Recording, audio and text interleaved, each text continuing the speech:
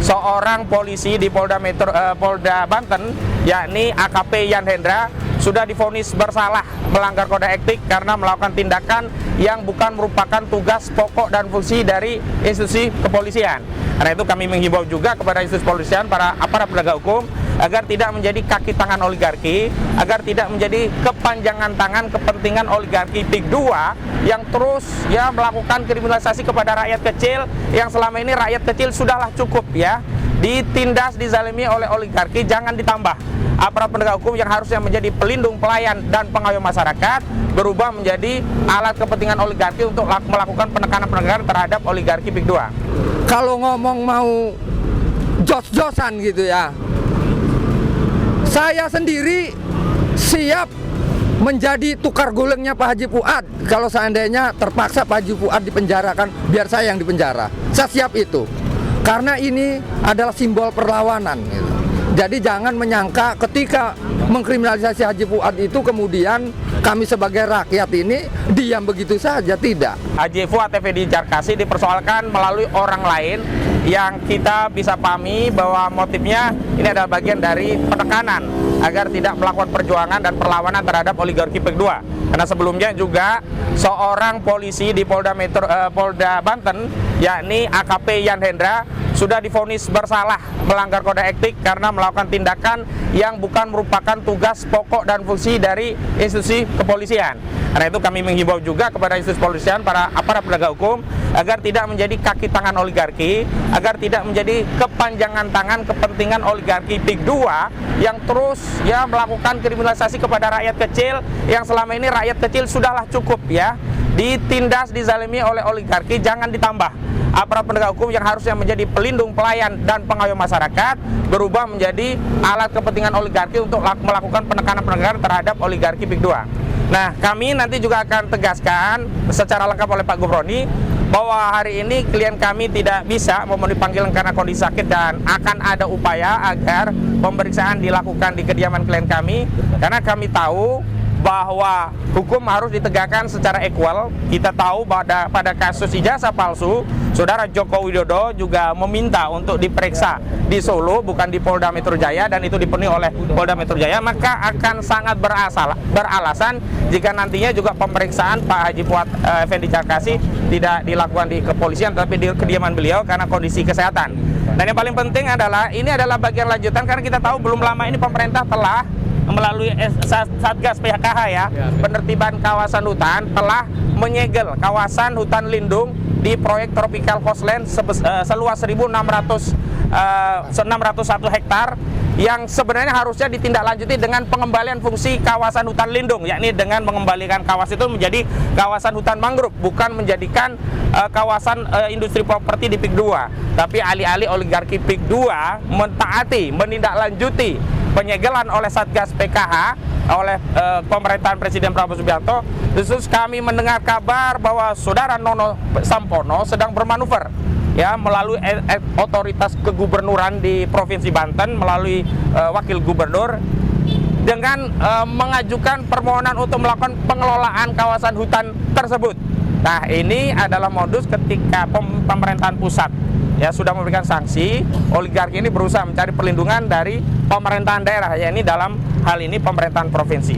Kami mau tegaskan sekali lagi bahwa segala hal yang berkaitan dengan kriminalisasi di wilayah Banten, khususnya di daerah Tangerang ini tidak lepas dari kepentingan oligarki Pik 2. Dan saya ingatkan kepada institusi polisian yang selama ini telah begitu baik melayani oligarki, yang telah memenjarakan Charlie Chandra, yang telah membuat masyarakat ini terampas tanahnya oleh oligarki Pik 2. Sekali ini kami tegaskan kepada institusi kepolisian, janganlah alat negara menjadi alat oligarki.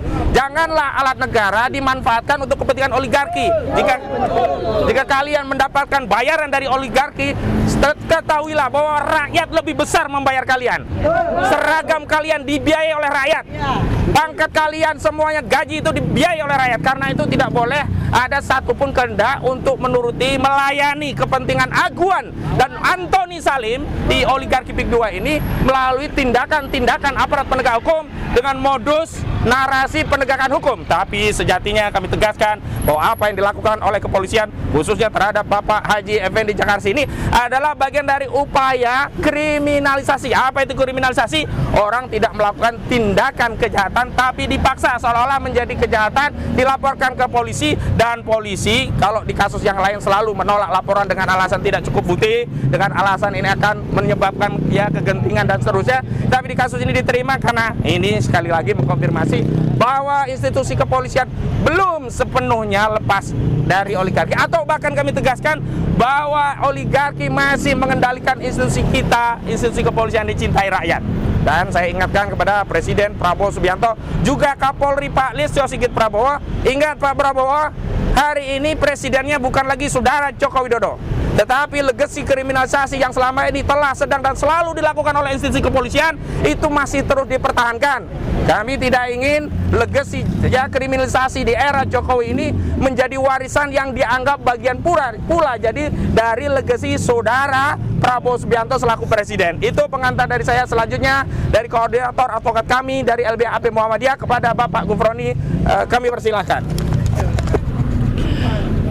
Bismillahirrahmanirrahim. Assalamualaikum warahmatullahi wabarakatuh. Waalaikumsalam warahmatullahi wabarakatuh. Sebelumnya kami mengucapkan terima kasih yang sebesar-besarnya kepada rekan-rekan media yang telah sudi untuk melakukan peliputan terkait kegiatan hari ini.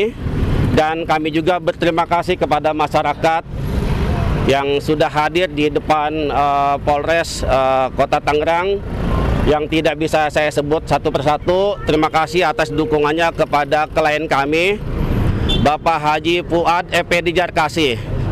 Saya ulangi bahwa klien kami, Haji Fuad Effendi Jakarsi, adalah korban kriminalisasi yang kesekian kali yang diduga dilakukan oleh pengembang Pantai Indah Kapuk II. Jadi hari ini benar memang ada panggilan untuk beliau untuk pemeriksaan dengan status sebagai tersangka. Tanggal 8 April yang lalu keluarga telah menerima surat pemanggilan, dan tentu kami juga kaget.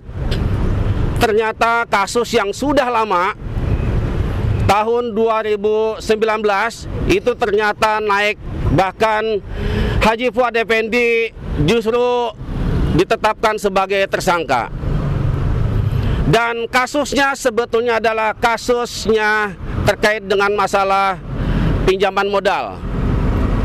Tapi ternyata belakangan ini dijadikan alat untuk mengkriminalisasi Haji Fuad Effendi Jakarsi, setelah sebelumnya beliau juga pernah mengalami kezaliman yang dilakukan oleh oknum kepolisian, di mana oknum polisi itu sudah divonis bersalah melalui sidang mahkamah etik. Dan kami duga bahwa pemanggilan hari ini juga ada keterlibatan oknum polisi tersebut yang dendam karena telah dipropamkan di Mabes Polri. Jadi oleh karenanya kami menilai dan kami meyakini bahwa ini adalah bagian dari kelanjutan upaya kriminalisasi terhadap Haji Fuad Effendi Jakarsi yang sampai hari ini bertahan tanahnya untuk tidak dijual ke pengembang PIK 2. Dan oleh karenanya kami datang di sini bersama teman-teman lawyer. Kami dari LBH APPP Muhammadiyah, lalu ada tim kantor pengacara Ahmad Qasinuddin Sarjana Hukum, lalu juga ada dari kantor Fajar Gora SH MH dan rekan. Kami insya Allah ya semata-mata membela orang-orang yang terzolimi. Bahwa sebelumnya benar apa yang disampaikan oleh Bang Ahmad Qasinuddin, bahwa kami juga sebelumnya telah mendampingi Bapak Cari Chandra, korban PIK 2 juga yang sudah divonis dan sekarang alhamdulillah sudah bebas. Dan sebelumnya juga di Polres Kota Tangerang ini juga ada warga Kampung Alarjiban yang juga dikriminalisasi dan sudah divonis. Jadi ini adalah kelanjutan dari sandiwara perampasan tanah yang dilakukan oleh pengembang Pantai Indah Kapuk II. Jadi murni bukan semata-mata penegakan hukum, tapi sekali lagi bahwa ini di belakangnya ada kekuatan sehingga kasus lama ini diangkat kembali dan tiba-tiba klien kami dijadikan tersangka. Dan untuk itu kami sampaikan bahwa karena Haji Fuad mengalami sakit yang cukup panjang, yang berkepanjangan, pasca dulu pernah dikriminalisasi tahun 2022, sudah bolak-balik rumah sakit, sudah pernah dibantarkan, maka beliau hari ini tidak bisa memenuhi panggilan pemeriksaan. Dan kami sudah menyiapkan surat penundaan pemeriksaan dengan tentu kami lampirkan dari surat keterangan dari dokter.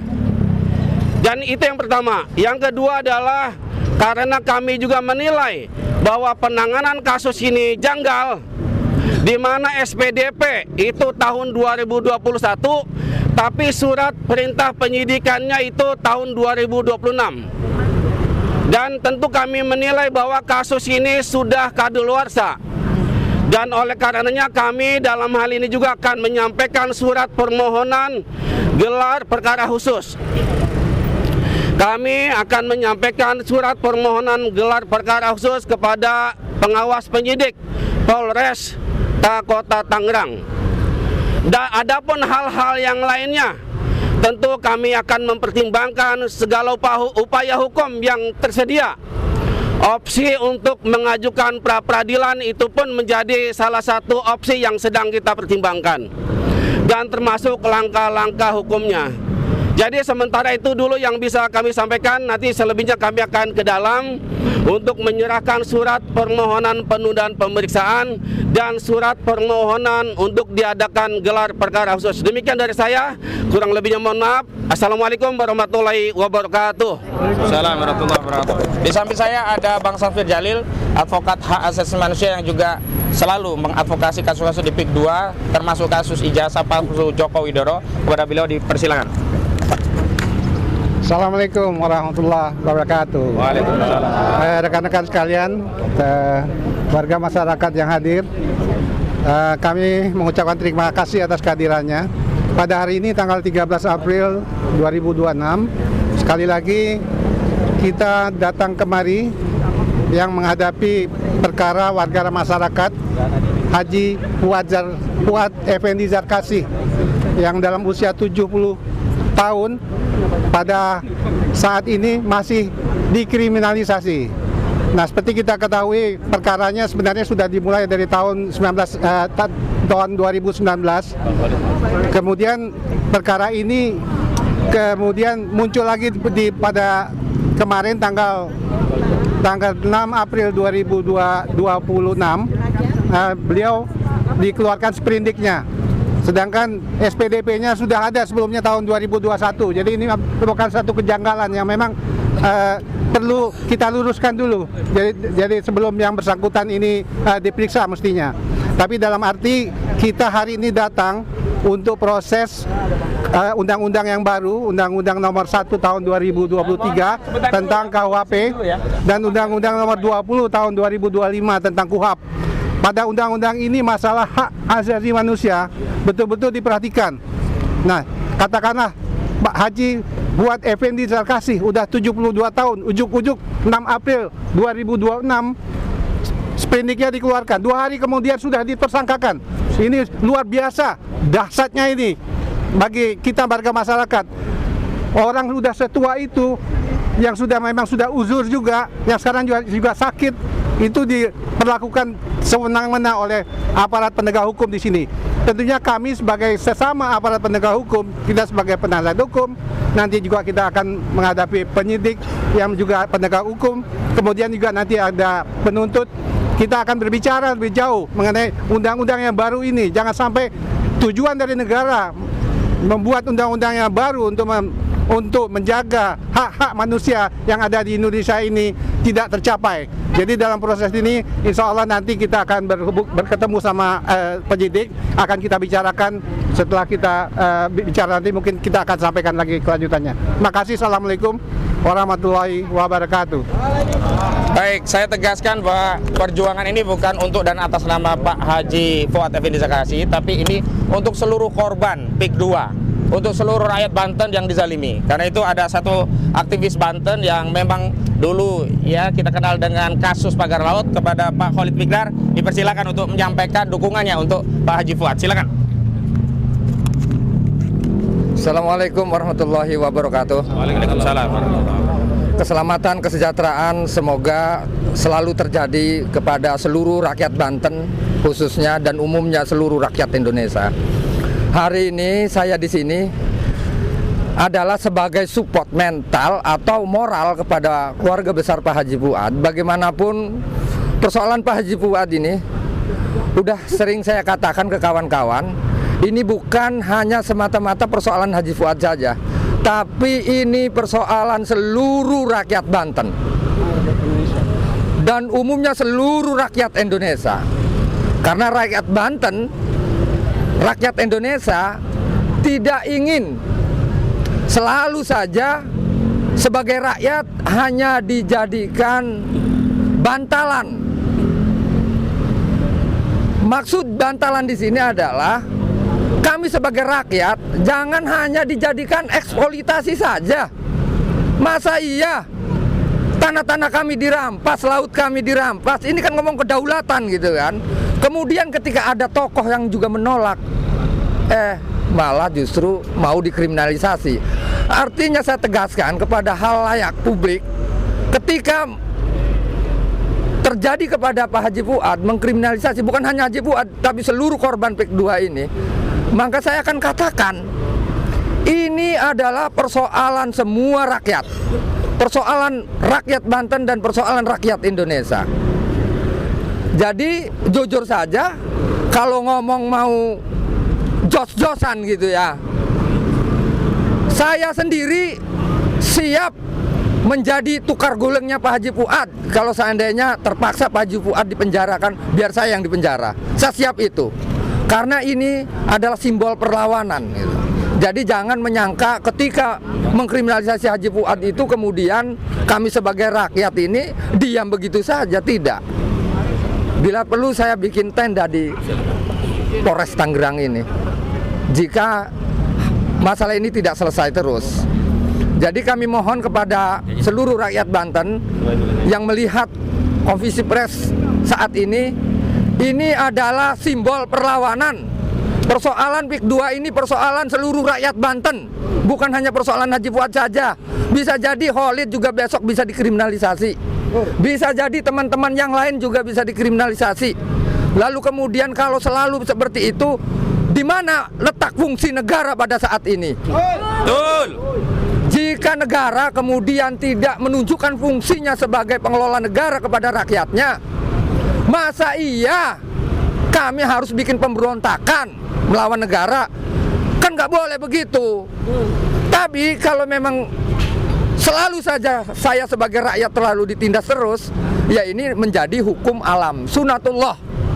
Ketika rakyat selalu ditindas, maka dampaknya rakyat akan melawan.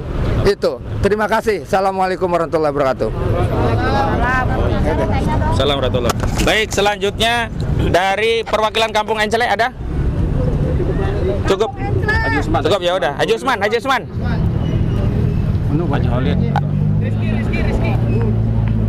Kalau gitu Bu Benuk dulu dari ARM. Ya silakan Bu. Tapi di pojok sana ya Bu ya. Oh iya baik. Biar enggak. Nah, dekat dengan anaknya Pak Haji Fuad. Pegang. Ini yang terus membersamai. Oh ya. Oke. Sini. Ya. Oke. Ya. Assalamualaikum warahmatullahi wabarakatuh. Waalaikumsalam warahmatullahi wabarakatuh. Saya di sini untuk mendampingi orang yang memang dizalimi, saudara kita. Sekarang kalau misalnya banyak ya buzzer-buzzer yang bertanya, ini kenapa sih mama ini kok selalu ada? Sekarang saya tanya balik kepada kalian semua, apa yang akan kalian lakukan apabila orang tua Anda dengan umur 80 tahun tiba-tiba dikriminalisasi? Apakah kalian akan diam aja? Itulah yang terjadi di Banten. Banten itu katanya kita merdeka, tapi apa yang terjadi kepada rakyat Banten? Kasus Haji Fuad dan Pak Charlie itu hanyalah ujungnya aja. Tapi di bawahnya berapa ribu masyarakat Banten yang memang sudah dikriminalisasi, diambil tanahnya dengan paksa, malam-malam terjadi pemaksaan atas tanah-tanah mereka hanya untuk apa? Untuk pembangunan PIK2. Apakah itu untuk masyarakat Banten? Tidak. Itu hanya untuk sekelompok orang. Jadi sekarang memang betul di mana fungsi negara, dan sedihnya proses kriminalisasi dan juga penjajahan terhadap masyarakat Banten sayangnya didukung oleh aparat-aparat yang harusnya melindungi masyarakat. Mereka layaknya sebagai alat dari para oligarki dan penguasa. Apakah kita mau diam seperti itu? Saya tidak mau. Saya akan melawan. Karena suatu waktu nanti tanah saya, tanah Anda, negeri ini sudah bukan lagi milik kita. Sekian dari saya. Waalaikumsalam warahmatullahi wabarakatuh. Kami Garuda, kami bukan naga. Selanjutnya dari Kampung Ence, Ustadz Khalid, kami persilahkan untuk memberikan dukungan untuk Pak Haji Fuad. Beliau ini juga korban PIK 2, Kampung Encele, itu semuanya mau digusur oleh PIK 2. Silakan. Assalamualaikum warahmatullahi wabarakatuh. Agak di bawah biar nggak nutupi wajah. Nah, Kami dari masyarakat Encele Pakuaji, tentunya kami datang ke sini membersamai tokoh kami, yaitu Bapak Haji Fuad, yang mana beliau dikriminalisasi. Dan kami pun masyarakat Encele beserta rombongan, bukan oleh karena tekanan atau suruhan dari pihak lain, ini murni dari hati nurani kami, karena kami senasib dan sepenanggungan, yang mana kampung kami, wilayah kami pun dijajah, dirampas oleh PIK 2 atau oleh oligarki. Untuk itu, dan kami pun masyarakat Encele, tokoh-tokoh masyarakat kami pun sempat juga dikriminalisasi oleh antek-antek oligarki. Untuk itu, apa yang dirasakan oleh tokoh kami Pak Haji Fuad, kami pun merasakannya. Untuk itu, dari hati nurani kami yang paling dalam, kami pun ingin membersamai, ingin membela beliau agar beliau terbebas dari yang namanya penjajahan, yang dari namanya kriminalisasi. Untuk itu saya memohon kepada aparatur keamanan, khususnya aparatur polisi, tolonglah sebijaksana mungkin agar saudara kami, agar tokoh kami dibebaskan dari yang namanya kriminalisasi. Karena kami ini adalah semata-mata membela hak kami, membela tanah air kami, membela kedaulatan kami, yang mana kami tidak ingin dipisahkan antara saya sebagai rakyat Indonesia, antara saya dengan kedaulatan Indonesia. Kami ingin tidak diapa-apakan. Kami ingin wilayah kami, tata ruang kami seperti gimana mestinya, sesuai dengan adat dan kultur budaya kami. Jadi untuk itu sekali lagi saya mohon kepada para pemerintah dan dukungan kepada seluruh masyarakat Indonesia, khususnya masyarakat Banten, untuk senantiasa selalu membela satu sama lain, bila mana di antara kami yang membela tanah air kami dikriminalisasi. Mungkin segitu saja. Wabillahi taufiq wal hidayah. Wassalamualaikum warahmatullahi wabarakatuh. Waalaikumsalam warahmatullahi wabarakatuh. Terima kasih. Sebelum kita masuk, ada satu lagi dari Pak Heri. Tolong Pak Heri untuk menyampaikan pandangannya. Setelah ini mohon yang lain nanti tertib ya, karena tidak semuanya bisa masuk. Karena kepentingan kita hari ini untuk menyerahkan surat bisa diwakili sebagian yang lain. Jadi yang lain nanti bisa ngopi atau apa di tempat yang lain. Nanti setelah kami selesai kami akan kabari lagi. Terima kasih Pak Heri. Silakan Pak Heri. Assalamualaikum warahmatullahi wabarakatuh. Waalaikumsalam warahmatullahi wabarakatuh. Saudara-saudara sekalian, perlu diketahui bahwa apa yang terjadi pada Pak Haji Fuad hari ini adalah terjadi juga di masyarakat Banten yang lain. Kriminalisasi ini terjadi. Tujuannya apa sih? Tujuannya apa kemudian aparatur negara yang kemudian ditunggangi oleh oligarki mengkriminalisasi warganya? Tujuannya adalah merampas tanah. Kalau misalnya kawan-kawan kita di NC dikriminalisasi, kemudian dipaksa untuk menyerahkan kampungnya digusur oleh PIK 2, Pak Haji Fuad juga sama. Dia sebelumnya juga telah dikriminalisasi, bahkan sampai ketika beliau sakit, sampai diminta untuk menandatangani menyerahkan tanahnya kepada PIK 2 dengan jaminan bahwa kasusnya tidak dilanjutkan. Dan itu oleh oknum polisi. Yan Hendra, AKP Yan Hendra. Dan AKP Yan Hendra ini sudah divonis bersalah. sudah bersalah secara kode etik. Jadi saudara-saudara sekalian, meskipun PSN sudah dicabut, pagar laut sudah dicabut, hutan lindung sudah diambil alih negara, tetapi hari ini ternyata oligarki PIK 2 tetap kekeh ingin menguasai tanah-tanah masyarakat yang ada di seluruh pesisir Banten Utara. Tidak hanya tanah-tanah warga, bahkan hari ini tanah hutan lindung pun itu mereka mau kuasai lagi dengan penyesuaian izin. Jadi saya minta kepada seluruh rakyat Indonesia, khususnya masyarakat Banten, kita harus kembali mengkonsolidasi diri, memperkuat diri, kembali untuk mengikat satu sama lain. Kita sama-sama lawan oligarki dan penjajahan PIK 2 ini.